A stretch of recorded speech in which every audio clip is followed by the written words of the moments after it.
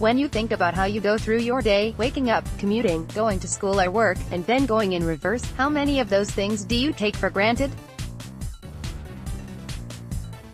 If you take a moment, you'll realize that many of the systems we use each and every day are designed only with non-disabled people or those who have few accessibility concerns in mind.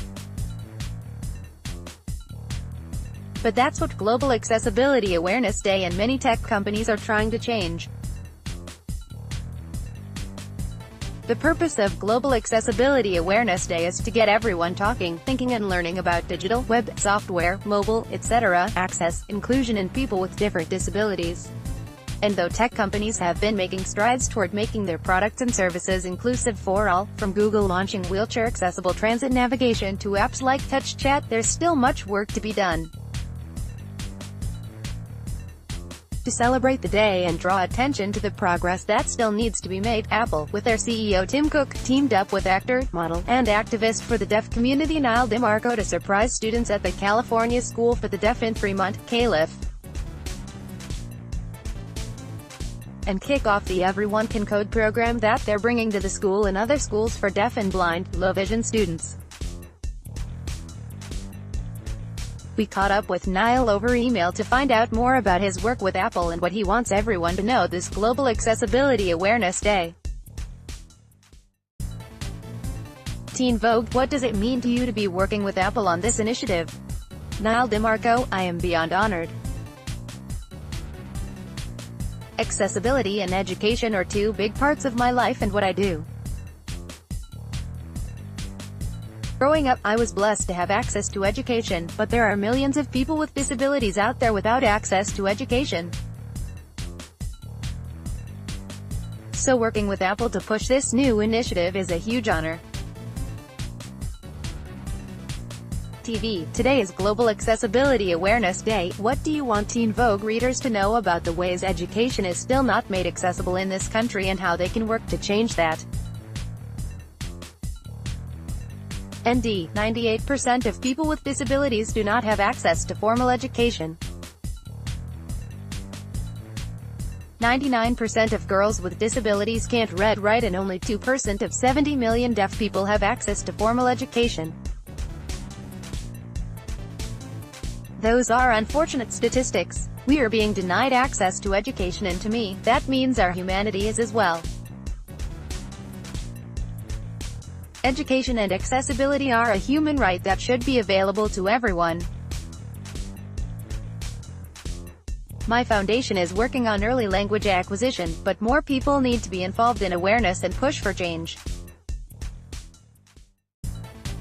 TV. People think of technology as making all things accessible for all people. How do you think Apple is leading the way in accessibility? ND. They are at the forefront. They're not only raising awareness about accessibility and spotlighting deaf schools, but they're providing resources and empowering deaf students to become coders. This is the approach everybody should do, empowering people with differences to create change and keep pushing boundaries. T. How do you think bringing the Swift programming to these schools can impact the tech industry?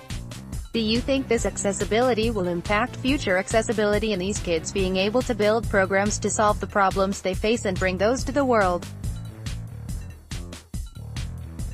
ND. Yes, it will definitely have a good impact. People with disabilities are the most innovative.